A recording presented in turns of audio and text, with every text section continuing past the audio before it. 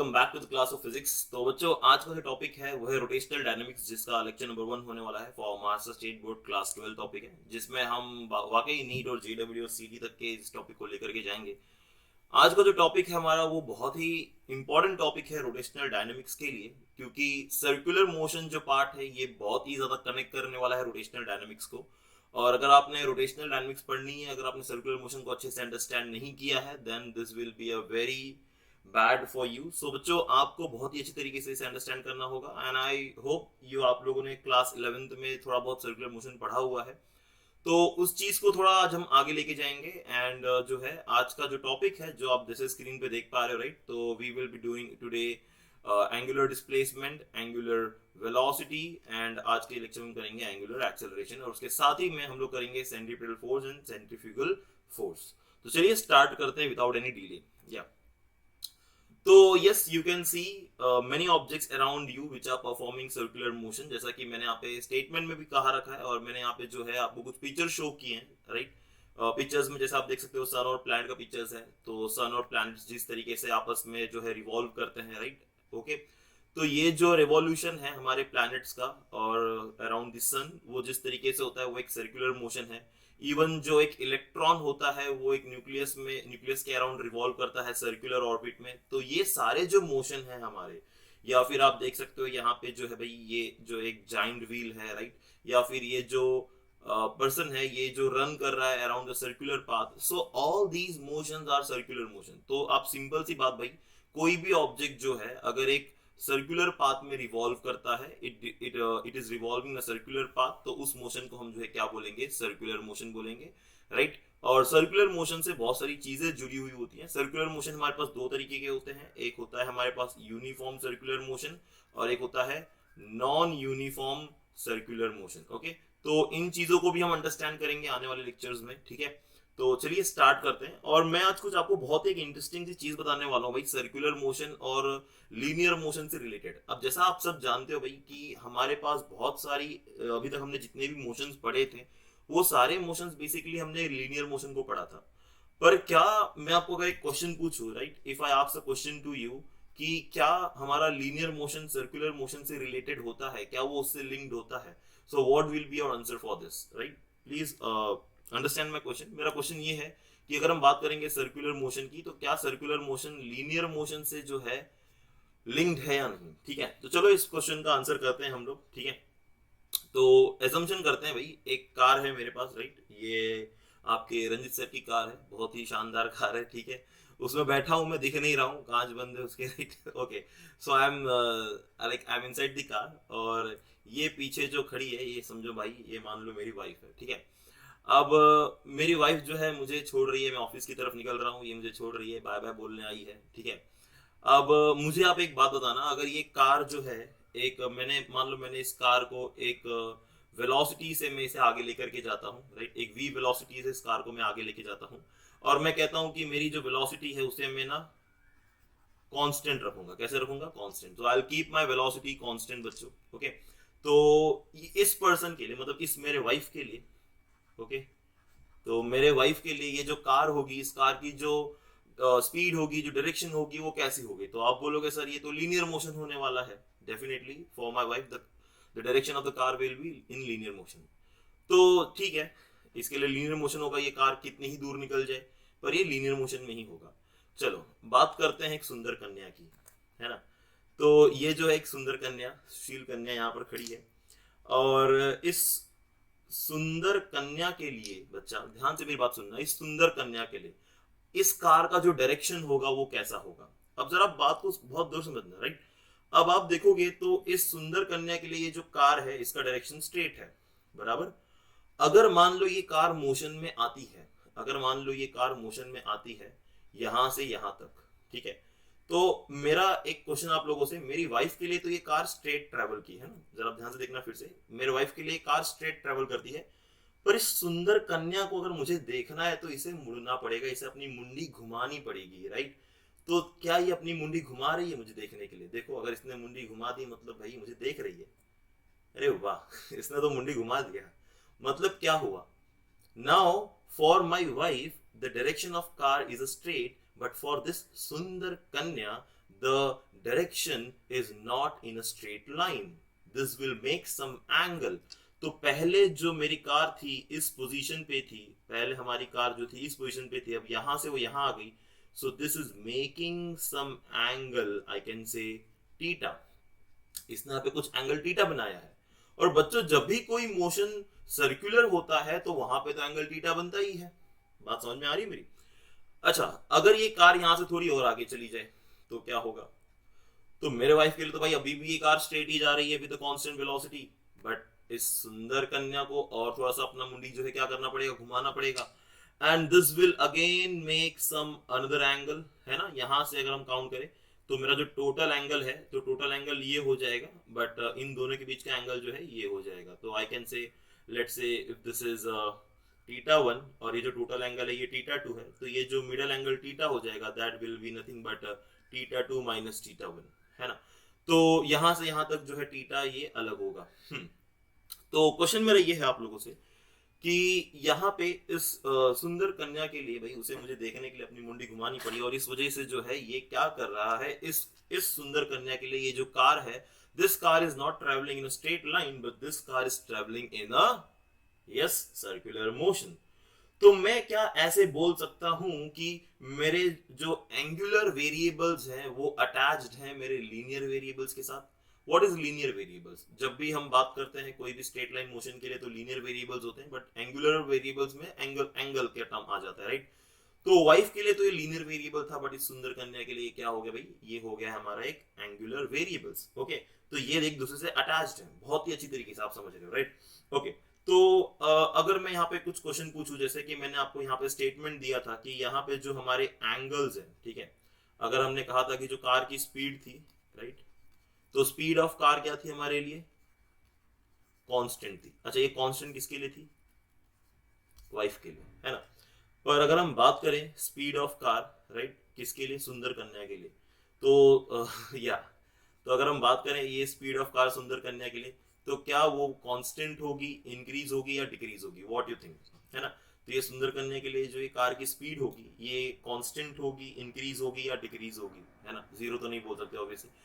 तो what your opinion? अब आप भाई इस एंगल को देख के समझ सकते हो, जब मेरी कार यहां से इस पोजीशन से इस पोजीशन तक आ गई और इस पोजीशन से जब वो इस पोजीशन तक आ गई, तो आप देखोगे एंगल का जो डिफरेंस है वो बहुत डिफर कर रहा है। पहले जो उसने मोशन लिया थीटा 1 का और उसके बाद जो दूसरा मोशन लिया उसने थीटा का, ये दोनों एक दूसरे से अलग है, सेम नहीं है ना। तो इवन दो इफ आई से the car travel equal distance in equal interval of time, so for my wife the I can say speed will be constant, but for this Sundar Kanya the speed will not be constant, उसके लिए speed constant नहीं होगी। तो यहाँ पे जो है इस सुंदर कन्या के लिए जो स्पीड होगी, बाय द वे यहाँ पे स्पीड का जो टर्म होगा वो हम सिर्फ स्पीड नहीं बोलेंगे, हम यहाँ पे एक वर्ड लगा देंगे एंगुलर। तो यहाँ पे एक एंगुलर स्पीड या एंगुलर वेलोसिटी को वर्ड यूज करेंगे हम लोग, जो कि क्या होगी, डिक्रीज होगी, क्योंकि आप देख सकते हो यहाँ पे एंगल जो है वो डिक्रीज हो रहा है, ठीक है ना। ये और अगर आगे चला जाएगा तो एंगल जो है थोड़ा और डिक्रीज हो जाएगा, थीटा, है ना। तो angle will be more decrease. तो आई होप आपको समझ में आया भाई मैंने क्या कहा यहाँ पर, किस तरीके से जो है हमारा जो स्ट्रेट लाइन मोशन होता है वो रिलेटेड होता है सर्कुलर मोशन से भी, राइट, और उसमें वो टर्म्स होते हैं। तो अब हम जो है इसके मेन मुद्दे पे आते हैं। जैसे सर्कुलर मोशन से मैंने आपको बताया कि हम जो है बात करेंगे what is angular displacement, angular velocity and angular acceleration. तो चलिए स्टार्ट करते हैं। बट आई होप कि आपको इतनी बात तो समझ में आ गई होगी कि लीनियर मोशन एक पर्सन के लिए है तो दूसरे पर्सन के लिए वो सर्कुलर मोशन भी हो सकता है। चलिए जी, ओके, तो बात करते हैं आगे इस एंगुलर डिस्प्लेसमेंट के लिए, जिसको हम डिफाइन करते हैं थीटा के साथ। तो चलो एंगुलर डिस्प्लेसमेंट कैसे होता है वो देखें। अब यहाँ पे आप जैसे देख सकते हो, यहाँ पे मैंने एक सिंपल सा जो है जिफ फाइल डाला हुआ है जिसमें आप देख सकते हो एक पार्टिकल है जो सर्कुलर मोशन में रिवॉल्व कर रहा है और साथ ही में एक पार्टिकल है जो एसएचएम भी कर रहा है। अब एसएचएम वाला जो कॉन्सेप्ट है ये आपको मैं सिंपल हार्मोनिक मोशन करवाऊंगा ऑसिलेटरी चैप्टर में, ऑसिलेशन में। अभी यहाँ पर उसको हम ज्यादा डिस्कस नहीं करेंगे, बट मेजर हमारा जो है सर्कुलर मोशन वाला पार्ट है, ठीक है। अब जैसे कि ये पार्टिकल अगर आप देखो, मान लो, इमेजिन करो, ठीक है, अब हमारा इमेजिनेशन पे सब कुछ डिपेंड होगा, ठीक है ना। अब मान लो मेरे पार्टिकल का ये पोजीशन है ना, ये मेरा पहला पोजीशन, इसको मैंने बोला पोजीशन P1 भाई। अब मेरा पार्टिकल अगर पोजीशन P1 पे है, ठीक है, पार्टिकल कहां पर है, पोजीशन P1 पे है, और अगर वो पार्टिकल पोजीशन P1 से, तो अगर मैं देखूं तो इसका जो सेंटर से जो डिस्टेंस है वो हमारा क्या है बच्चा, R है ना, जो कि क्या होगा, रेडियस होगा इसका। ठीक है, अब मान लो मेरा पार्टिकल पोजीशन P1 से घूम करके जो है इस पोजीशन पे आ गया, इस पोजीशन को हमने बोला P2। चलो देखो, अभी पार्टिकल हमारा P1 से P2 जाएगा, अब ये तो घूम ही रहा है कंटिन्यूसली, देखो ये P1 पे गया, P2 पे गया। तो P1 से P2 पे जाते वक्त जो है इसने जो भी डिस्टेंस ट्रेवल किया, रेडियस तो हमारा उतना ही रहने वाला है, ठीक है, तो इसने जो भी डिस्टेंस ट्रेवल किया है तो उसे हम बोलेंगे एंगुलर डिस्प्लेसमेंट। अब आप जैसा एक सिंपल, अगर मैं टर्म में आपको एक्सप्लेन करूं तो सिंपल टर्म में हम क्या करेंगे, पहले लीनियर को और इन दोनों को मैं कंपेयर करके आपको एक्सप्लेन करता हूं। तो जब हम कंपेयर करके अंडरस्टैंड करेंगे तो चीजों को और ज्यादा बेहतर तरीके से हम अंडरस्टैंड कर सकते हैं। तो सबसे पहले मैं आपको बताना चाहूंगा भाई कि लीनियर डिस्प्लेसमेंट क्या होता है। अगर आप लोग को पहले नहीं पता है कि लीनियर डिस्प्लेसमेंट क्या होता है तो पहले उसे अंडरस्टैंड करो। हम बहुत ही बेस से जाने वाले हैं, टॉपिक बहुत ही इंटरेस्टिंग होने वाला है। बस आपको जो है यहाँ पे भाई ध्यान देना है। ठीक है, मान लो मेरे पास कोई एक ब्लॉक है, ठीक है, दिस इज अ ब्लॉक, और इस ब्लॉक को हमने क्या किया, मैंने बोला कि भाई इस ब्लॉक को जो है मैं क्या करता हूँ, इस ब्लॉक को मैं यहाँ पे फोर्स लगाता हूँ, तो ये ब्लॉक जो है यहाँ से यहाँ आ जाएगा। ठीक है, ये ब्लॉक जो है यहाँ से यहाँ पे आ गया। तो मैंने कहा इस ब्लॉक ने क्या किया, डिस्प्लेसमेंट किया। ये ब्लॉक का पोजीशन पहले यहाँ पे था, अब वो यहाँ पे आ गया। तो let's say at time t equal to 0 position was this and some time t equals to t, उसकी पोजीशन ये है। तो बच्चों जब भी ऑब्जेक्ट एक स्ट्रेट लाइन मोशन में फॉलो पाथ, मतलब एक स्ट्रेट लाइन पाथ ट्रेवल करता है तो उसके पास जो है क्या होता है, डिस्प्लेसमेंट होता है। तो ये उसका टोटल डिस्टेंस ट्रेवल हो गया। लेट्स से ये पोजीशन A है, ये पोजीशन B है। तो A से B जाने के लिए उसने जो भी डिस्टेंस ट्रेवल किया है उसी को हम क्या बोलते हैं, डिस्प्लेसमेंट। और ये कौन सा डिस्प्लेसमेंट है बच्चों, तो इसको हम बोलेंगे लीनियर डिस्प्लेसमेंट। क्या बोलेंगे इसे हम लोग, लीनियर डिस्प्लेसमेंट। तो यहाँ पे कोई एंगल नहीं बना, जैसा आपने देखा यहाँ पे कोई एंगल नहीं बना, राइट। तो अगर इसमें कोई भी एंगल नहीं बनता है तो this is just a simple displacement. But when you look at this figure, आप जब इस फिगर पे देखते हो तो ये पार्टिकल P1 से, देखो P1 से P2 गया, राइट। तो यहाँ पे ये जो है एक एंगल क्रिएट कर रहा है थीटा। यहाँ पे क्या कर रहा है, एक एंगल क्रिएट कर रहा है थीटा। और यही जो एंगल मेरा थीटा यहाँ पे बनता है इसी को हम बोलते हैं एंगुलर डिस्प्लेसमेंट। इसी को हम क्या बोलते हैं, एंगुलर डिस्प्लेसमेंट। अब आपने क्लास 11th में तो जो है फर्स्ट चैप्टर में आपने पढ़ा ही होगा भाई थीटा का कैसे वैल्यू फाइंड आउट करते हैं, that is nothing but arc upon radius. तो अगर हमें थीटा निकालना हो तो थीटा हम कैसे निकालेंगे, तो we will find out theta is nothing but what, theta is what बच्चों, यस बोलो, आर्क अपॉन रेडियस, है ना, आर लिख देता हूं मैं कैपिटल आर। तो आर्क अपॉन रेडियस जो है ये मेरा हो जाता है थीटा।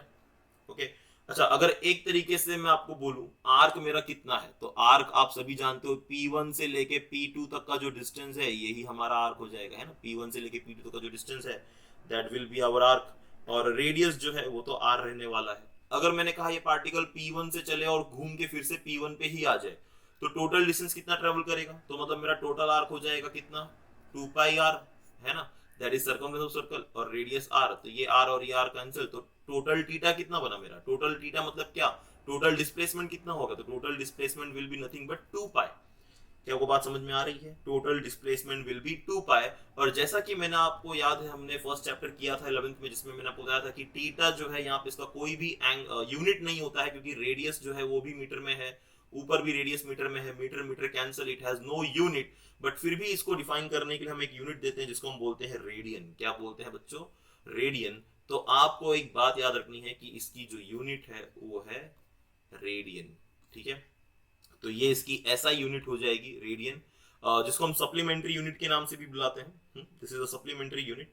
तो रेडियन इज द यूनिट, ठीक है, रेडियन क्या होगा यहाँ पे, यूनिट होगा। तो यहाँ पे क्वेश्चन ये होगा सर, तो हमारा जो ये आर्क लेंथ है, ये जो आर्क है मेरा, तो इसको बेसिकली हम आर्क लेंथ भी बोलते हैं, आर्क लेंथ भी बोलते हैं। तो अगर ये आर्क लेंथ मुझे लेनी है तो हम कितनी लेंगे, क्या हम इस कर्व पाथ को फॉलो करेंगे, नहीं, इसको हम कर्व पाथ नहीं लेते, हम इसको स्ट्रेट ही कवर कर, स्ट्रेट ही एज्यूम करते हैं, ठीक है। इसे हम स्ट्रेट एज्यूम करके ही जो है क्या करते हैं, सॉल्व करते हैं। तो इस तरीके से जो है हमें ये वैल्यू मिल जाती है, ठीक है। सो आई होप दैट कि आपको ये फिलहाल तो समझ गया हो कि भाई एंगुलर डिस्प्लेसमेंट जो है हमने कैसे कैलकुलेट करना है, ठीक है। तो अगर मैंने आपको एक सिंपल सा क्वेश्चन दे दिया, ठीक है, चलो मैंने अगर आपको एक सिंपल सा क्वेश्चन दे दिया, मैंने बोला कि भाई इफ, अगर मेरा एक पार्टिकल जो है उसने एंगल थीटा ट्रेवल किया है 60 डिग्री तो मैं पूछता हूँ आपको बताओ उसने टोटल कितना डिस्टेंस ट्रेवल किया, है ना। मैंने बोला टोटल कितना डिस्टेंस ट्रेवल हो गया, आपको ये बताना है, ठीक है। और सर्कल का रेडियस मैं बता देता हूँ, रेडियस है मेरा 2 मीटर। तो आप कैसे सॉल्व करोगे इसे? तो मैंने कहा कि भाई जो हमारा टीटा है वो 60 डिग्री है, ठीक है। If theta is 60 degree, radius is 2 meter, so total distance travel is dash. मैंने कहा total distance travel is dash. तो कैसे सॉल्व करना है इसे हमें? तो सॉल्व करने के लिए बहुत सिंपल चीज है, अभी हमने फॉर्मूला बताया, फॉर्मूला क्या था हमारा? यस, किसी को याद है? भूल गए? चलो, theta is equals to arc length upon radius, है ना। तो मुझे फाइंड आउट करना है कितना डिस्टेंस ट्रेवल किया, मतलब आर्क लेंथ। तो आर को इधर लेके जाओ, तो आपका जो आर्क लेंथ है, मतलब जो डिस्टेंस ट्रेवल है, वो आपको मिल जाएगा। तो यार arc length will be nothing but theta times R. Theta कितना है? 60। अरे बच्चों, आपने 60 लिख के रेडियस 2 लिख के सॉल्व कर दिया, आपको आंसर आ जाएगा 120 डिग्री, जो कि पूरा गलत होने वाला है, क्योंकि मैंने अभी बताया कि हमें टीटा किस में चाहिए? रेडियन में चाहिए। ये तो मैंने डिग्री में टीटा दे रखा है, तो आपको सबसे पहले कन्वर्जन करना होगा। अगर आपने कन्वर्जन नहीं किया इसका, तो आपका आंसर जो है पूरी तरीके से गलत हो जाएगा। तो कन्वर्जन कैसे करेंगे इसका? How will do the conversion? तो आपको तो पता ही होगा भाई, रेडियन से डिग्री में कन्वर्जन कैसे किया जाता है। You all know that. मैं फिर भी एक बार बता देता हूँ। यू ऑल नो दैट कि 180 डिग्री जो होता है वो कितना होता है? वो होता है पाई रेडियन, है ना। कितना होता है बच्चों? Pi radian. तो अगर मुझे 1 डिग्री फाइंड आउट करना हो तो कितना होगा? तो मैं क्या लिखता हूँ? ये मैं 180 को ऐसे लिख सकता हूँ, बोलो यस और no. 180 degree into 1 degree is equal to pi radian. Yes sir, आप लिख सकते हो। तो मैं इस 180 को अब इधर लेके जाता हूँ, तो मेरा 1 डिग्री कितना बन जाएगा? तो माई 1 degree is nothing but pi by 180 radian, ठीक है। तो 1 degree is nothing but pi by 180 radian. तो इसका बेसिक सा मतलब ये होता है, अगर मुझे डिग्री को रेडियन में कन्वर्ट करना है तो पाई बाय 180 से मल्टीप्लाई करना होगा। क्या करना होगा? पाई बाय 180 से मल्टीप्लाई। तो you will write 60 into pi by 180 into radius जो कि आपका 2 है। तो ये 0 से 0 मर गया, 6 1 जा 6, 6 3 जा 18। आंसर आपका आ गया कितना? Pi by 3 into 2 which is nothing but 2 by 3 pi. तो ये आपका हो जाएगा 2 बाय 3 पाई रेडियन, आपको लिखना भी है, ठीक है। 2 बाय 3 पाई रेडियन, जो कि आपका क्या होगा? टोटल डिस्टेंस ट्रेवल होगा। I hope you got the point. बहुत सिंपल प्रॉब्लम्स है ये।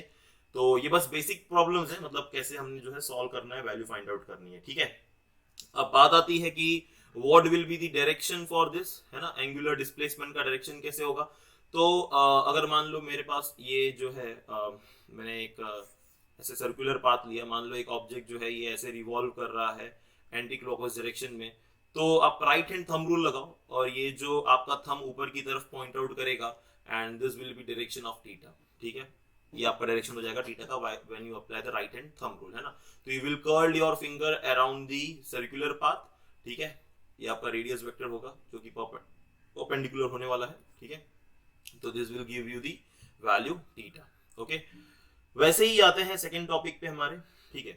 अच्छा, ये एक बात मेरे को आपको यहाँ पे और बतानी थी। ये जो मैंने राइट जो मैंने आपको बताया कि जो डायरेक्शन है, राइट, तो इस डायरेक्शन को हम बोलते हैं एक्सियल वेक्टर, जो कि राइट हैंड थंब रूल से निकालते हैं, राइट। तो इस नाम को याद रखो, क्या बोलते हैं हम? Axial vector. So the angular displacement अगर हमारा 2 पाई हो जाएगा, राइट। अच्छा, एक बात और यहाँ पे एक मेरी एक छोटी सी क्वेश्चन है आपके साथ, ओके। ओके, तो अगर मैं आपको पूछूं एक पार्टिकल सर्कुलर में रिवॉल्व होता है, मुझे एक और स्लाइड चाहिए होगी यहाँ पे। ये तो मेरा एंगुलर वेलोसिटी है। चलो ठीक है, मैं ये पार्ट इरेज करता हूँ, आप स्क्रीनशॉट ले लो इसका। थोड़ा सा पार्ट में इरेज करके यहाँ पे ही आपको बता देता हूँ, ठीक है। ओके, मेरा क्वेश्चन आपसे ये रहेगा अभी कि मेरा जो डिग्री है, रेडियन है, वो मुझे कैसे करना है। एक सेकेंड ना। तो what I do now here is that, मैं आपको क्वेश्चन मेरा ये है आपके साथ कि अगर हाँ एक ऑब्जेक्ट अगर सर्कुलर पाथ में रिवॉल्व होता है, मान लो वो ऑब्जेक्ट मेरा इस पॉइंट P से स्टार्ट होता है और वो घूम के फिर से इसी पॉइंट P पे आता है, राइट। सो इसका एंगुलर डिस्प्लेसमेंट कितना होगा? एंगुलर डिस्प्लेसमेंट कितना होगा? What will be the answer for this? आप कमेंट करके मुझे आंसर बताओगे, right. Pause the video, comment करो, and then I will see भाई कितने लोगों ने इसको ऑनेस्टली सॉल्व किया है। माय क्वेश्चन इज, अगर एक पार्टिकल जो है पॉइंट पी से स्टार्ट होता है और वो घूम करके फिर से पॉइंट पी पे आता है, तो what will B it's angular displacement. And आपका आंसर क्या होगा वो मुझे प्लीज कमेंट करिए, फटाफट फटाफट कमेंट कीजिए सभी लोग। वीडियो पॉज कीजिए, पहले कमेंट कीजिए फिर आगे आना, ठीक है। चलो, तो आई होप सभी ने कमेंट कर दिया होगा। अब कई बारी बच्चे बोले होंगे कि सर इसका आंसर होगा जीरो, है ना। सबको बोला है भाई एंगुलर डिस्प्लेसमेंट तो जीरो ही होता है। डिस्प्लेसमेंट सर हमने पढ़ा है, डिस्प्लेसमेंट सर इनिशियल और फाइनल पोजीशन का जो है डिस्टेंस होता है। तो मेरा इनिशियल भी पॉइंट पी है, फाइनल भी पॉइंट पी है, तो मेरा डिस्प्लेसमेंट जो है वो जीरो हो जाएगा। बट बच्चा यू आर एब्सोल्युटली रॉन्ग, ऐसा नहीं है। मैंने आपको पूछा है एंगुलर डिस्प्लेसमेंट कितना है। तो मेरा ऑब्जेक्ट, मान लो ये सेंटर था, मेरा ऑब्जेक्ट मेरा घूमा, घूम के वो पूरा एक चक्कर लगा के कंप्लीट होके फिर से वहां पे आता है, तो उसने जो टोटल एंगुलर डिस्प्लेसमेंट किया है वो होगा 2 पाई, ना कि जीरो। अगर मैं आपको सिर्फ पूछता हूं डिस्प्लेसमेंट कितना है, क्या if I just ask you what is the total displacement, then your answer will be zero. But if I ask you what is the total angular displacement when object starts from point P and it comes back again to the point P, then your answer will be what? The answer will be, yes, it is nothing but 2 pi radian. ठीक है, क्या आपको ये बात समझ में आ रही है सभी को? अच्छा, एक बहुत बढ़िया क्वेश्चन मेरे दिमाग में आया है। मेरे को ना एक स्लाइड में ऐड करता हूँ यहाँ पे, कीप करके रुको जरा, एक स्लाइड में, बस यहाँ पे मुझे एक स्लाइड ऐड करने दो आप लोग। चलो, ओके। तो मेरा क्वेश्चन ये था, चलो भाई, मैंने एक क्वेश्चन, बहुत बढ़िया क्वेश्चन आया दिमाग में, आप मुझे इसका आंसर बताइएगा क्या आता है, ठीक है ना। चलो, मेरे पास एक क्लॉक है, क्या है मेरे पास, एक जो है क्लॉक है, घड़ी है। घड़ी यार सब समझते हैं, अब सर्कल बनाना पड़ेगा मुझे। चलो समझ लो भाई, सर्कल है एक अच्छा सा, ठीक है। इस घड़ी में 3 कांटे होते हैं, सभी को मालूम है। एक छोटी, एक है ना छोटी कांटी, एक होता है बड़ा वाला, ठीक है। थोड़ा सा दिखा देते हैं। तो एक छोटा कांटा है, एक बड़ा कांटा है, और एक मिनट, एक सेकंड का कांटा, ठीक है। तो this is second hand, this is minute hand, and this is hour hand, ठीक है। सेकंड हैंड, मिनट हैंड और आर हैंड, ठीक है। तो अगर मैं आपसे ये पूछूं, मैंने आपसे अगर ये पूछा कि मेरा जो ये आर हैंड है और ये जो मिनट हैंड है और ये सेकंड हैंड है, अगर ये लोगों ने घूमना है, ठीक है। अब मान लो 12 घंटे पूरे, 12 घंटे, 12 आवर्स, ठीक है। तो 12 आवर्स पूरे होने पे आर हैंड का कितना रोटेशन हो जाएगा, मिनट हैंड का कितना रोटेशन हो जाएगा, और सेकंड हैंड का कितना रोटेशन हो जाएगा। So this is my question to you all.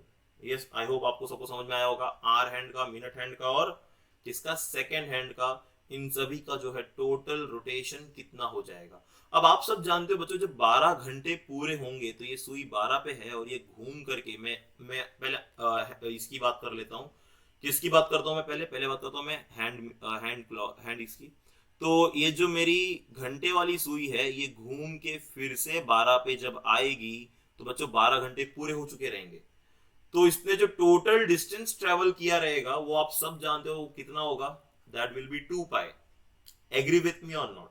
I hope yes, everyone agree with me this, या 12 घंटे में। तो 12 घंटे में जो मेरा मिनट, सॉरी, आर हैंड है, राइट, आर हैंड है, उसने जो टोटल डिस्टेंस ट्रेवल किया है वो कितना है, 2 पाई का।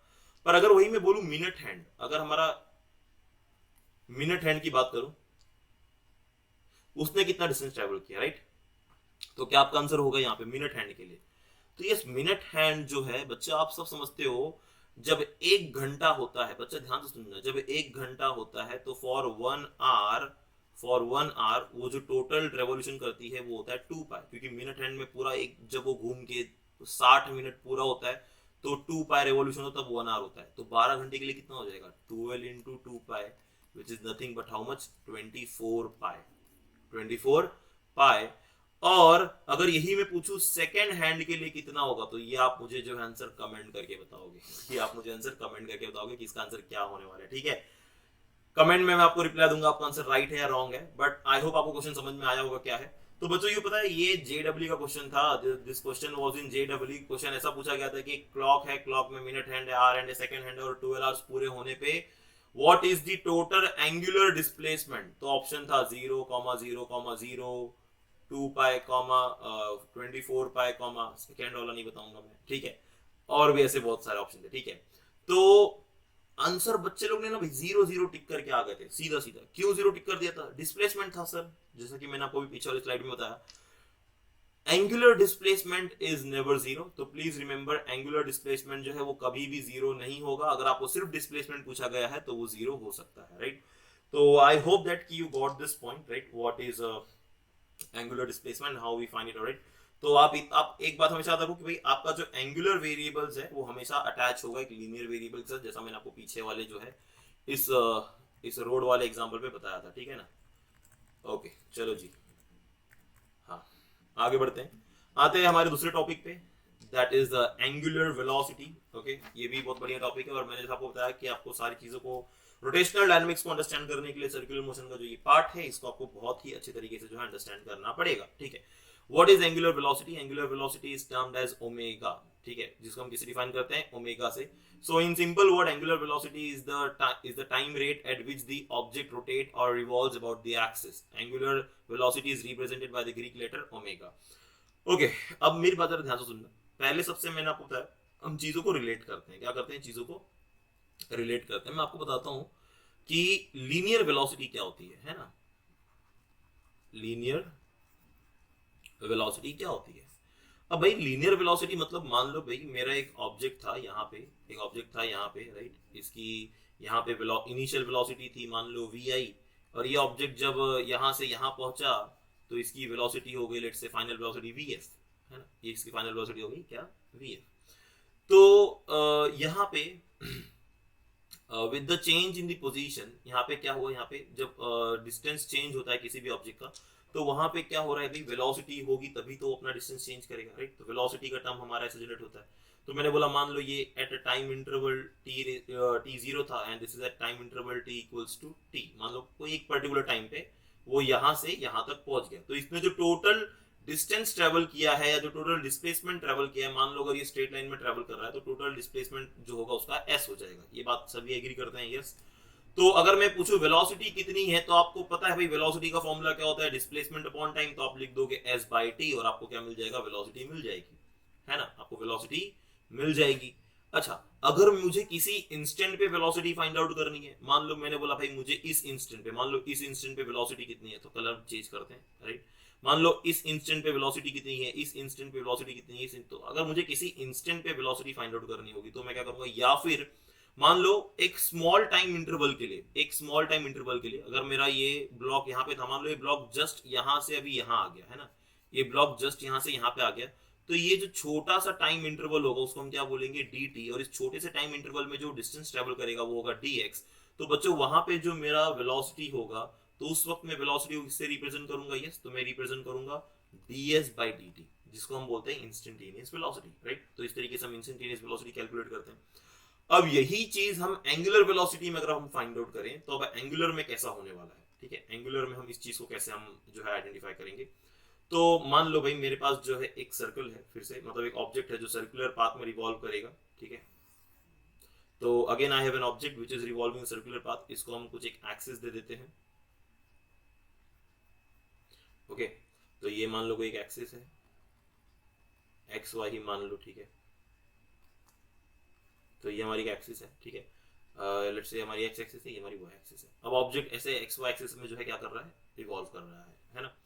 तो मैंने कहा कि ये जो मेरा ऑब्जेक्ट है, मान लो पहले वो जो है इस पोजीशन पे था, ओके, इस पोजीशन पे था at time t equal to 0, और फिर वो यहां से इस पोजीशन पे आ गया at some time t equals to t। और जैसा आप सब जानते हो यहाँ पे मेरा पोजीशन वेक्टर होने वाला है, ठीक है। यहाँ पे हमारा क्या होगा?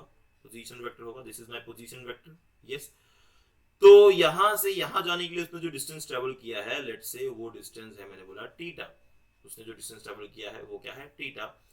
तो अगर यहाँ पे इसने जो टोटल डिस्टेंस ट्रेवल किया है थीटा, तो अगर मैं अब यहाँ पे बात करूं कि यहाँ पे जो इसका टोटल एंगुलर वेलोसिटी कितना हो जाएगा, तो आप सभी को मैंने बताया कि एंगल, अच्छा यहाँ पे टाइम, यहाँ से यहाँ जाने के लिए टाइम कितना लग गया? तो मैंने बोला टी टाइम लग गया, ठीक है।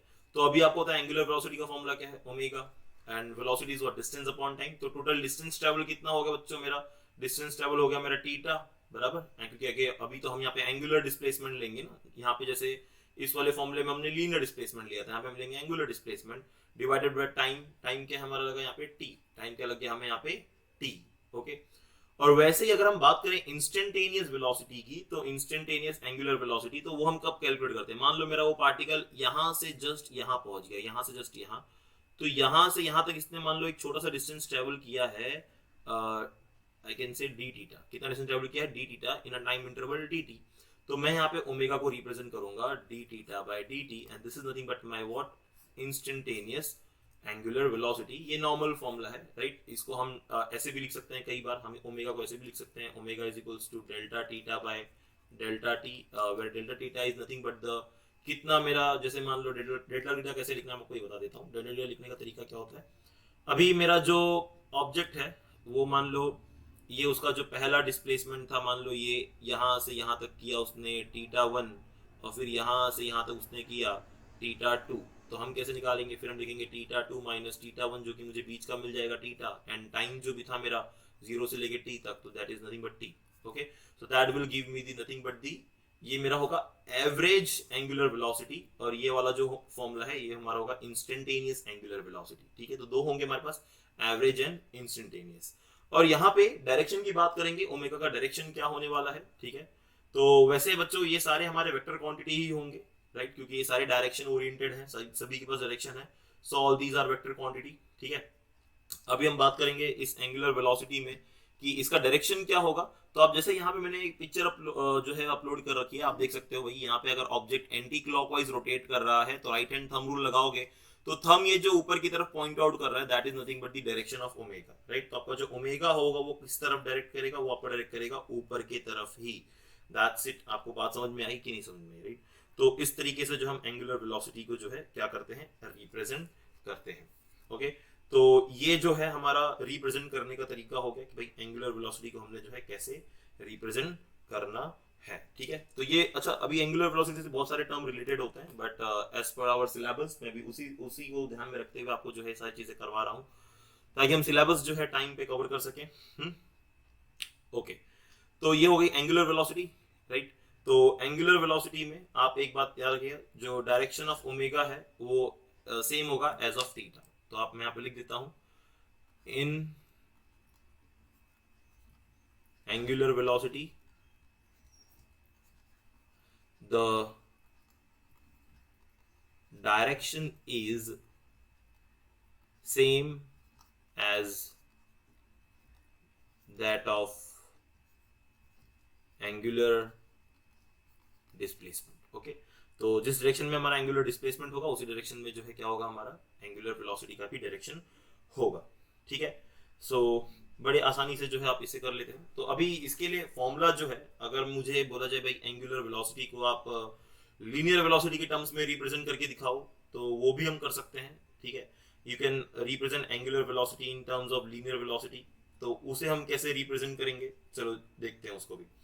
ओके, तो अभी मैंने बताया कि मेरे पास एक ऑब्जेक्ट है, मान लो सर्कुलर पाथ में रिवॉल्व कर रहा है। ठीक है, एक ऑब्जेक्ट जो है वो क्या कर रहा है?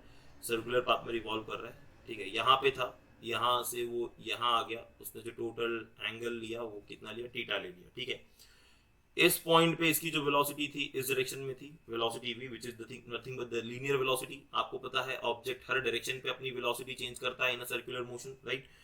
तो ये इस पॉइंट पे इसकी जो टेंजेंशियल वेलोसिटी थी वो इस डायरेक्शन में थी, और इसने जो टोटल डिस्टेंस ट्रेवल कर रखा है यहाँ पर, राइट? जो टोटल डिस्टेंस ट्रेवल कर रखा है यहाँ पर, वो मेरा ये डिस्टेंस हो जाएगा, जिसको हम बोलेंगे nothing but my arc length l। इसको मैं किसी डिफाइन करता हूँ l के साथ, जिसको हम बोलेंगे क्या? Arc length. ओके, ये हमारा हो जाएगा आर्क लेंथ। अच्छा, अभी फॉर्मूला क्या था हमारा? फॉर्मूला बड़ा सिंपल भाई, अभी हमने बताया theta is equals to nothing but arc length upon radius. तो l बाई r लिख दूंगा मैं, क्योंकि इसका रेडियस r है। ठीक है, तो theta is nothing but this l by r। Okay, अभी यहाँ पे अगर मैंने इसे डिफरेंशिएट कर दिया, क्या कर दिया? डिफरेंशिएट। तो डिफरेंशिएट करेंगे तो मैं इसको ऐसे लिख सकता हूँ, डी थीटा बाय, हाँ डिफरेंशिएट कर रहा हूँ विद रिस्पेक्ट टू टाइम। ठीक है, D theta by D T, और यहाँ पे मैं डिफरेंशिएट करूंगा एल को, आर को साइड में रख देंगे, D L by D T into 1 by R. Okay, अब मुझे आप बताओ D omega D theta by D T क्या हो जाएगा? This is nothing but omega, है ना? अभी पीछे बताया मैंने आपको, see D theta by D T is nothing but omega. Okay, तो ये ओमेगा हो गया। And dl by dt, change in length per unit change in time. अभी हमने पीछे देखा, देखो यहाँ पे ये s जो है, ये s कुछ नहीं हमारा लेंथ ही है ना, तो s बाई t जो है वो क्या हो जाता है, v हो जाता है, लीनियर वेलोसिटी v। तो ये मुझे देगा linear velocity v multiplied by 1/r। तो बच्चों मुझे यहाँ पे ओमेगा का फॉर्मूला मिल जाता है, omega is nothing but v by r। क्या मिल गया, omega nothing but v by r, ठीक है। So this is our formula for the omega, और I can also write it as v is equals to r omega. Okay, तो ये हमारा formula है ओमेगा को लेकर के, राइट, जो कि हम सर्कुलर मोशन के लिए यूज करेंगे। Omega is my angular velocity, v is my what बच्चों, v is nothing but the radial tangential velocity and r is the. तो आप एक बात ध्यान रखिएगा कि यहाँ पे जो r है और ओमेगा है, ठीक है, इनके बीच में क्रॉस प्रोडक्ट होगा। तो r और ओमेगा के बीच में जो है हमेशा इनके बीच में क्रॉस प्रोडक्ट होता है, क्योंकि ये एंगल 90 डिग्री फॉर्म करते हैं। ओके, तो आप इनको जो है इस तरीके से भी लिख सकते हो, that v vector is equals to omega cross r, ठीक है। क्या लिख सकते हो, ओमेगा क्रॉस r, ठीक है। तो आपने क्लास 11 पे पढ़ा होगा मैथमेटिकल मेथड में कि क्रॉस प्रोडक्ट क्या होता है, नहीं पढ़ा है तो मैंने वीडियो अपलोड किया है, जाके देखो व्हाट इज क्रॉस प्रोडक्ट। तो चीजें आपको बहुत ही जो है अच्छी तरीके से समझ में आएंगी, वरना आप बहुत बार वैसे तकलीफ में ही रहोगे, ठीक है।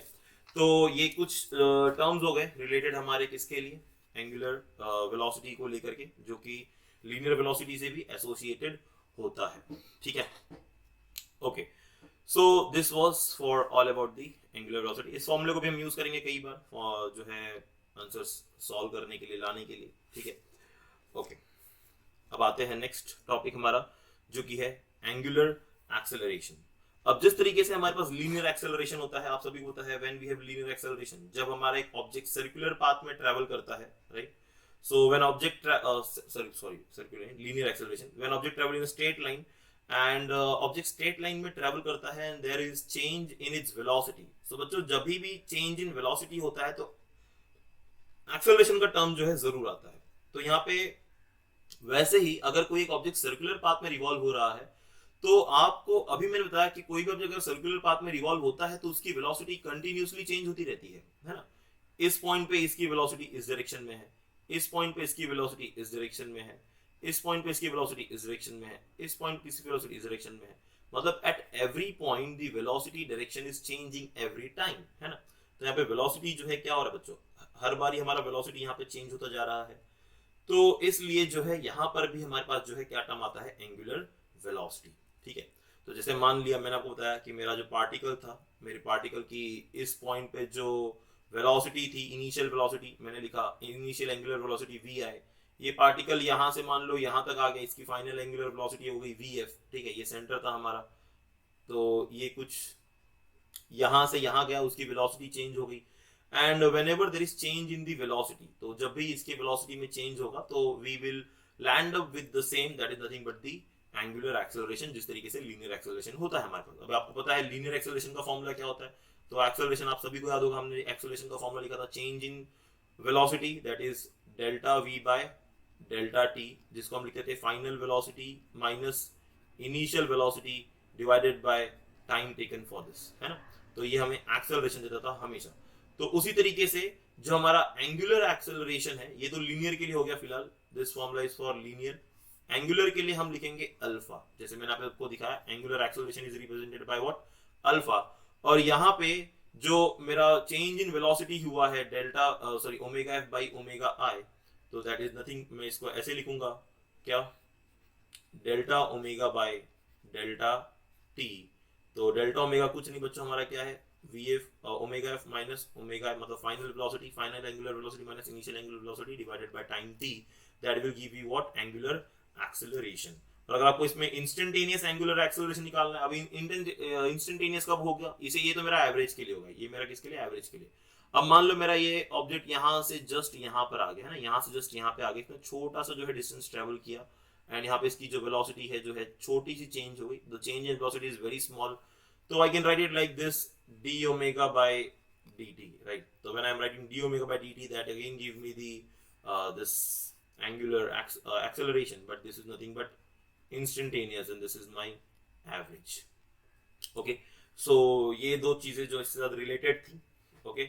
अगर हम बात करें यहाँ पे इनके यूनिट्स की, यूनिट्स, अच्छा यूनिट की बात मैंने यहाँ पे आपको नहीं बताई। जो मेरा एंगुलर वेलोसिटी था, इसकी जो यूनिट होगी, तो इसकी यूनिट हम क्या लेंगे, अब जरा सोच के बताइए, इसकी यूनिट हम क्या लेंगे। What is the unit we use for angular velocity. देखो ऊपर थीटा है, नीचे टाइम है, तो this is nothing but radian per second. क्या हो जाएगा ये, रेडियन पर सेकंड, क्योंकि थीटा है ना। तो मैं चलो यहाँ पे एक टर्म और लिख देता हूँ, क्या, SI unit is radian per second. ठीक है, किसके लिए, एंगुलर वेलोसिटी के लिए। तो सिमिलरली एंगुलर एक्सेलरेशन के लिए यूनिट क्या हो जाएगी, अभी ऊपर ओमेगा है, नीचे टी है। ओमेगा का तो अभी हमने बताया, क्या बताया ओमेगा का, रेडियन पर सेकंड, और नीचे टाइम है तो वापस से एक सेकंड, तो this will become radian per second square. ठीक है, तो ये हो जाएगा हमारा radian per second square, which is nothing but my what, alpha value. Okay, तो ये हो गया एंगुलर एक्सेलरेशन। अच्छा, अभी ये जो सारे टर्म्स हमने अभी किए, राइट, एंगुलर वेलोसिटी, एक्सेलरेशन वगैरह वगैरह, अब इन पे न्यूमेरिकल्स तो मैं लूंगा, बट अभी न्यूमेरिकल्स लूंगा तो वीडियो काफी लंबी हो जाएगी। तो मैं क्या करता हूँ, अभी आपको फटाफट जो आपके टर्म्स हैं, डायनेमिक्स ऑफ सर्कुलर मोशन, जिसमें हम सेंट्रीपिटल फोर्स और सेंट्रीफ्यूगल फोर्स को अंडरस्टैंड कर लेते हैं, एंड न्यूमेरिकल्स के लिए मैं इसके ऊपर एक सेपरेट वीडियो बना दूंगा, जिसमें हम जो है कंसिडर करेंगे कुछ टॉपिक्स, कुछ न्यूमेरिकल वैल्यूज जो सिर्फ और सिर्फ हमारे इन तीनों टर्मिनोलॉजीज पे होंगे जो भी हमने अंडरस्टैंड की है। ठीक है, आपके बुक से होंगे, कुछ कुछ एक्स्ट्रा भी मैं दूंगा। ठीक है, कुछ इसके ऊपर हम कॉम्पिटिटिव एग्जाम के क्वेश्चंस भी करेंगे, राइट, JEE नीट के। ओके, चलो, सो डायनामिक्स ऑफ सर्कुलर मोशन अब क्या होता है। तो जी हमारे पास आप सबको पता है कि भाई, अगर देखो एक चीज सभी जानते हैं, क्या जानते हैं सब लोग, अगर कोई एक ऑब्जेक्ट मान लो मोशन में है ना, कोई अगर ऑब्जेक्ट मोशन में है तो उसकी वेलोसिटी जो है वो चेंज होगी, बराबर, उसकी वेलोसिटी चेंज। अगर मैं कहा वेलोसिटी कांस्टेंट नहीं है, there is change in velocity, and if there is change in velocity तो there will be acceleration, there will be acceleration. और हमने एक बहुत ही अच्छा फॉर्मूला पढ़ा था एक्सेलरेशन फोर्स से रिलेटेड जो था हमारा, that is F equals to m into a, जो कि था मेरा force equal to mass into acceleration. जो ये हमने फॉर्मूला पढ़ा था किसके लिए बच्चों, लीनियर वेलोसिटी के लिए, सॉरी लीनियर मोशन के लिए। तो यहाँ पे अब जो फोर्सेस हैं, दो फोर्सेस हैं जो डायनामिक्स से हमारे रिलेटेड है सर्कुलर मोशन से लेके, वो है फोर्सेस हमारे, एक सेंट्रीपिटल और एक सेंट्रीफ्यूगल है, जो बहुत ही अच्छी तरीके से काम करते हैं इसके अंदर। और इनका रिलेशन बहुत हद तक जो है हमारे रियल लाइफ एग्जांपल्स भी मैं आपको लूंगा, एक्सप्लेन करूंगा कैसे वो जो रिलेट करते हैं हमारे रियल लाइफ के साथ। तो the centripetal force is always directed perpendicular to the direction of object, like of the object displacement. तो जैसे कि अगर कोई भी ऑब्जेक्ट एक सर्कुलर पाथ में अगर रिवॉल्व करता है, तो एक हमेशा जो एक अंदर की तरफ फोर्स होता है। जैसे आपको मैं एग्जांपल दे दूं कि अगर कोई एक ऑब्जेक्ट है जो सर्कुलर पार्ट में, मान लो इलेक्ट्रॉन की बात कर लेते हैं, है ना, मेरे पास अगर एक न्यूक्लियस है और एक ऑर्बिट में एक इलेक्ट्रॉन रिवॉल्व कर रहा है, तो यहाँ पे ये इलेक्ट्रॉन सर्कुलर मोशन में इसलिए रिवॉल्व कर पाता है बिकॉज क्या है कि यहाँ पे इस इलेक्ट्रॉन के ऊपर जो एक सेंट्रीपिटल फोर्स लग रहा है टूवर्ड्स द सेंटर। तो सेंट्रीपिटल फोर्स जो है टूवर्ड्स दी सेंटर कैसे लग रहा है, और सेंट्रीफ्यूगल फोर्स, तो मैं आपको ना इसके लिए ना एक इलस्ट्रेशन लूंगा, मैं थोड़ा आगे चल के एक इलस्ट्रेशन लूंगा, जिससे आपको ये बहुत ही अच्छे तरीके से समझ में आ जाएगा कि कैसे हो रहा है। अभी फिलहाल आप इतना अंडरस्टैंड करो कि कोई भी एक ऑब्जेक्ट अगर सर्कुलर मोशन में रिवॉल्व होता है तो उस पर एक सेंटर की तरफ फोर्स लगता है, राइट, जो क्या करता है उसे सर्कुलर मोशन में घूमने के लिए मजबूर करता है, राइट। तो जिसकी वजह से जो है यहाँ पे एक सेंट्रीपिटल फोर्स जनरेट होता है। ओके, अब सेंट्रीपिटल फोर्स को जनरेट होने के लिए, जैसे अभी हमने ऊपर बताया था भाई कि जितने भी एक्सेलरेशन हो रहे हैं सर्कुलर मोशन में, है ना, अगर कोई भी ऑब्जेक्ट एक सर्कुलर मोशन में रिवॉल्व होता है तो वहां पे एक सर्कुलर मतलब एक्सेलरेशन है। और आपको पता है उस सर्कुलर एक्सेलरेशन को होने के लिए एक सेंट्रीपिटल एक्सेलरेशन या रेडियल एक्सेलरेशन का होना भी बहुत जरूरी है। Now what is this radial acceleration, अभी ये जो मैंने आपको यहाँ पे एक्सेलरेशन बताया था, ठीक है, अब ये ऑब्जेक्ट सर्कुलर मोशन में रिवॉल्व कर रहा है, पर बच्चों यहाँ पे एक अंदर की तरफ एक एक्सेलरेशन हो रहा है। Always remember, centripetal force and radial acceleration are always towards the centre. तो यहाँ पे हमेशा एक अंदर की तरफ एक्सेलरेशन होता है, जिसको हम बोलते हैं सेंट्रीपिटल रेडियल एक्सेलरेशन, या फिर सिर्फ रेडियल एक्सेलरेशन भी उसको हम डिफाइन करते हैं, जिसको हम AR से डिफाइन करते हैं। किससे, AR से, रेडियल एक्सेलरेशन, जो हमेशा कहां पे होगा, अंदर की तरफ होगा। तो उसको हम लिखते हैं AR is equals to minus omega square times of R। ये एक्सेलरेशन है, ठीक है, हमारा फॉर्मूला एक्सेलरेशन के लिए। तो रेडियल एक्सेलरेशन का फॉर्मूला है माइनस ओमेगा स्क्वायर R, जो कि कहां पे फॉर्म करेगा बच्चों, हमेशा ये जो है अंदर की तरफ ही जो है पॉइंट आउट करेगा, इसका डायरेक्शन हमेशा अंदर की तरफ होगा। अच्छा, तो ये मेरा रेडियल एक्सेलरेशन जो कि हमेशा अंदर की तरफ होगा। अगर एक ऑब्जेक्ट यहाँ पर है तो यहाँ पे भी इस पे जो एक्सेलरेशन होगा वो अंदर की तरफ होगा। अगर एक ऑब्जेक्ट यहाँ पे भी इस पे जो एक्सेलरेशन वो अंदर की तरफ होगा। और ये रेडियल एक्सेलरेशन ही रिस्पॉन्सिबल है for the circular motion of this object, right? क्योंकि ये हर बार अपना डायरेक्शन चेंज करता है, हर बार अपना डायरेक्शन चेंज करता है। अगर मान लो भाई हमने कोई एक, जैसे आपने बहुत बार देखा होगा एग्जांपल, एक बच्चे ने अपने स्टोन हाथ में एक रस्सी से स्टोन टाई किया और उसे गोल गोल घुमा रहा है। अगर उसे गोल गोल घुमाता है तो वो जो स्टोन होता है और वो जो रस्सी होती है, तो एक अंदर की तरफ फोर्स लगता है स्टोन पे, जो क्या करता है उसे सर्कुलर मोशन में घूमने के लिए मजबूर कर देता है। तो वैसे ही यहाँ पर भी है। अब जैसे यहाँ पे मैंने एक एग्जांपल लिया, देखो मान लो एक ये सेंटर पार्ट है, ये एक कर्व रोड है और इस कर्व रोड पे जो है ये कार जो है भाई जा रही है ना, टर्न लेकर के जा रही है। तो अगर आप देखोगे तो इस पॉइंट पे इस कार की जो वेलोसिटी है वो सीधा इस तरफ है, टेंजेंशियल वेलोसिटी है।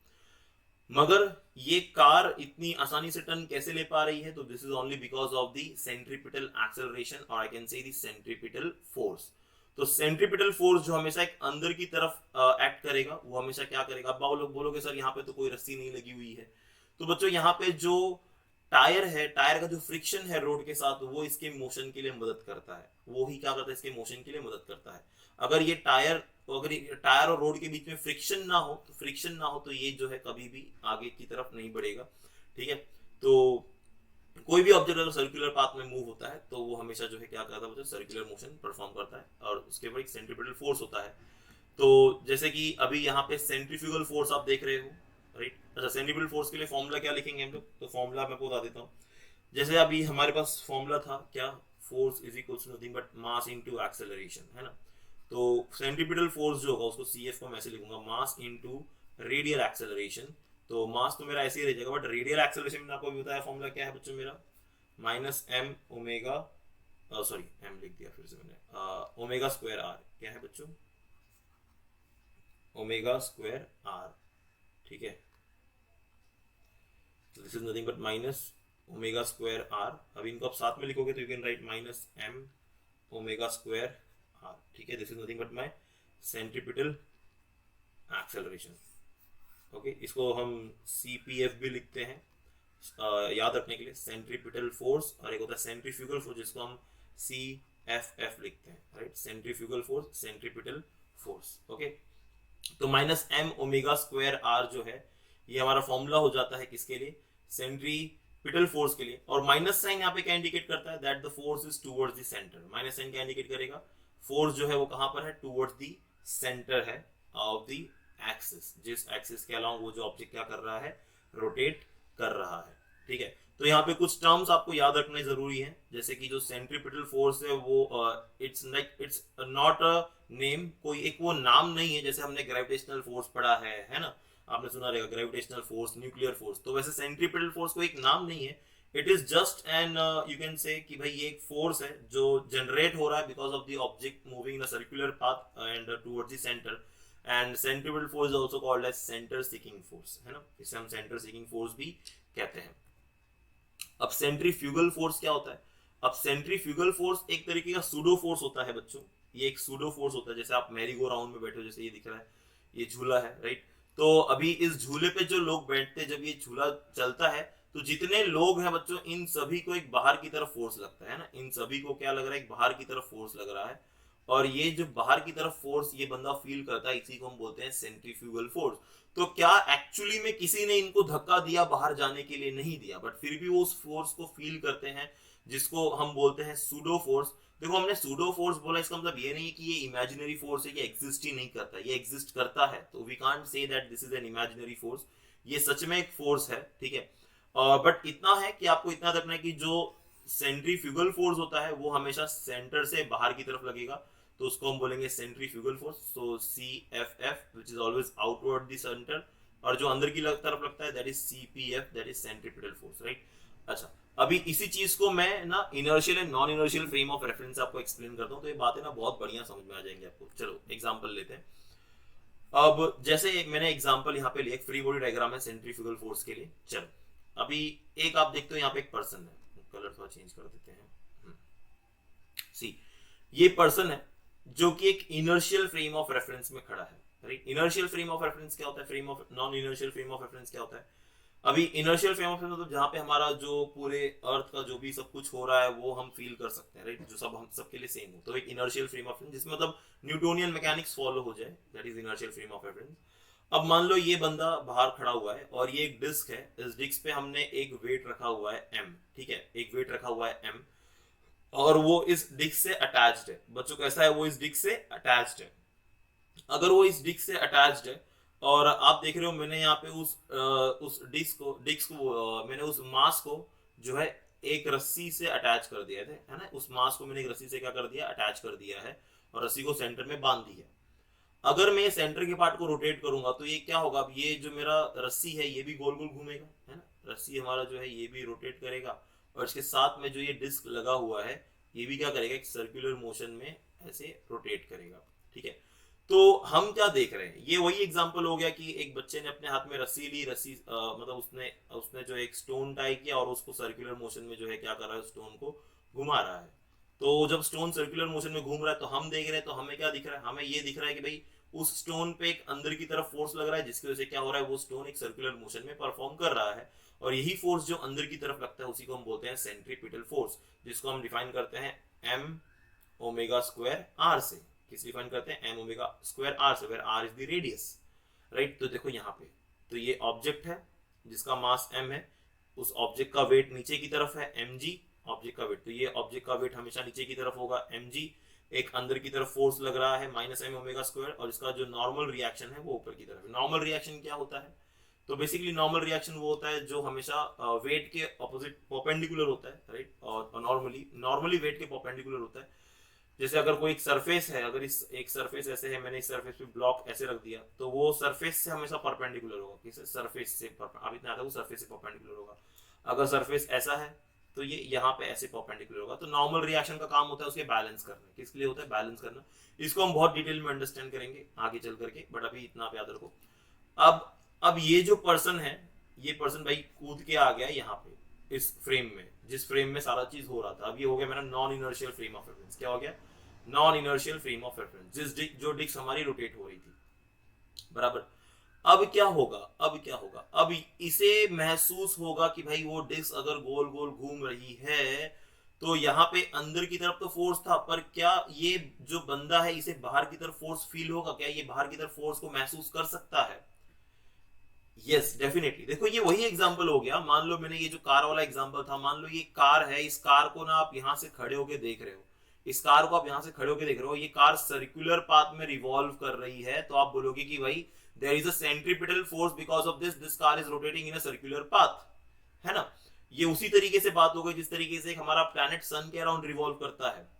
पर बच्चों अगर जो इस कार के अंदर बैठा होगा, जो इस कार के अंदर बैठा होगा, इस नॉन यूनिवर्सल फ्रेम के अंदर बैठा होगा, तो क्या उस पर्सन को जब ये कार टर्न लेगी तो क्या उस पर्सन को एक आउटवर्ड पुल महसूस होगा? बोलो यस और नो। आप बस में बैठे होते हो, बस सडनली टर्न लेती तो आपको एक जर्क लगता है ऑपोजिट डायरेक्शन में। Yes that is what this centrifugal force is. तो यहाँ पे ये मास जो है, अब इसे अंदर की तरफ फोर्स तो लग रहा था, पर अब इसे पता चलेगा कि भाई यहाँ पे तो बाहर की तरफ भी एक फोर्स लग रहा है, जो उसे पहले पता नहीं चल रहा था क्योंकि वो उस फ्रेम में था ही नहीं। पर जैसे ही वो उस फ्रेम में आ गया उसे पता चला कि भाई यहाँ पे तो एक फोर्स है जो कहाँ पे लग रहा है, एक बाहर की तरफ फोर्स लग रहा है, जिसको यहाँ पे बोला गया सेंट्रीफ्यूगल फोर्स। और बच्चों ये बाहर की तरफ फोर्स लग रहा है, यहाँ पे अंदर की तरफ भी फोर्स लग रहा है। अब देखो जब भी बच्चों दो आपने टग ऑफ वॉर खेली होगी ना, टग ऑफ वॉर खेली, रस्सी खींचते ना कुछ लोग, यहाँ पे 3 लोग खड़े, यहाँ पे 3 लोग खड़े, रस्सी खींच रहे हैं, इसने फोर्स लगाया, इसने इस तरफ फोर्स लगाया, दोनों ने अपोजिट डायरेक्शन में फोर्स लगाया। बच्चों अगर दोनों का फोर्स सेम होगा, दोनों का फोर्स सेम हो तो क्या कोई हिलेगा अपनी जगह से? नहीं हिलेगा, बराबर। तो अगर ये मेरा जो ब्लॉक है, ये जो मास है, अगर ये इसी डायरेक्शन पे रह जाता है, इसका मतलब क्या होता है कि centripetal force is equal to centrifugal force, है ना, अगर ये उसी जगह पे रह गया। पर अगर ये वहां से हिल गया बाहर की तरफ या फिर अंदर की तरफ, तो दैट मींस क्या होगा कि दोनों में से कोई तो एक फोर्स ज्यादा है। जैसे एक एग्जांपल आप कर सकते हो, आप अपना फैन फैन घर पे है, सभी के है ना, सभी के होगा यार, क्या क्वेश्चन पूछ रहा हूँ मैं भी। तो आपके घर में फैन है, फैन का एक ब्लेड लो, राइट, एक लो मत निकालो मत, मतलब उस ब्लेड पे एक कॉइन रख दो, है ना, और फैन को ना स्लो मोड पे ऑन करो, एकदम स्लो। तो फैन जब स्लोली स्लोली ऐसे टर्न करेगा ना, तो यू विल सी दैट कि ये जो कॉइन है इस पे फिलहाल कोई फोर्स नहीं लगेगा बाहर की तरफ, पर जैसे ही फैन फास्ट होगा ना तो इस पे बाहर की तरफ फोर्स लगेगा और ये कॉइन जो है बाहर की तरफ फेंक उठेगा, है ना, ये कॉइन सीधा बाहर जाके गिरेगा आउटवर्ड। तो वो जो उस पे फोर्स लगा, that was nothing but what, that is the centrifugal force. Okay, तो centrifugal force is not a real force, बस इसे हम नॉन रियल फोर्स बोलते हैं, सूडो फोर्स बोलते हैं, बट ये कोई इमेजिनरी फोर्स नहीं होगा, राइट। और सेंट्रीपिटल फोर्स और सेंट्रीफ्यूगल फोर्स हमेशा अगर एक दूसरे को बैलेंस करेंगे तो ऑब्जेक्ट हमेशा जो है कहाँ पे रहेगा, सेंटर में ही रह जाएगा, ठीक है। सो आई होप दैट कि आपको भाई सेंट्रीपिटल फोर्स और सेंट्रीफ्यूगल फोर्स समझ में आ गया हो, ठीक है। तो अगर मैं दोनों फोर्स को ऐड करूं, centripetal force plus centrifugal force, तो दोनों का आंसर क्या आएगा, मुझे जीरो आएगा, क्योंकि एक पॉजिटिव एक नेगेटिव है, दो both are in opposite direction. तो जो नेट फोर्स मिलेगा मुझे, रिजल्टेंट फोर्स जो हमेशा मिलेगा, वो क्या होगा, हमारा जीरो होगा, ठीक है। आई होप सभी को ये बात समझ में आ गई, right. So thank you very much for the today's class. आज हमने काफी ज्यादा अंडरस्टैंड कर लिया। नेक्स्ट क्लास में मिलते हैं, टॉपिक को आगे अंडरस्टैंड करेंगे। हम एप्लीकेशन देखेंगे जो सर्कुलर मोशन था, जिसमें हम यूनिफॉर्म सर्कुलर मोशन की बात करेंगे ज्यादातर, राइट। तो उसका एप्लीकेशन देखेंगे, राइट, कहाँ कहाँ पे एप्लीकेशन है यूनिफॉर्म सर्कुलर मोशन का, और उसके बाद तब जाकर कहीं हम जो है रोटेशनल डायनामिक्स में जंप करेंगे, ठीक है। सो तब तक के लिए bye everyone, take care, love you all, see ya, good bye बच्चा लोग। मिलते हैं नेक्स्ट लेक्चर के लिए। इस वीडियो को शेयर करो, अपने दोस्तों को बताओ भाई कितने उम्दा और अच्छे तरीके से हम लोग जो है फिजिक्स को अंडरस्टैंड कर रहे हैं for 12th class Maharashtra state board. Thank you very much, लोग मिलते हैं नेक्स्ट क्लास में।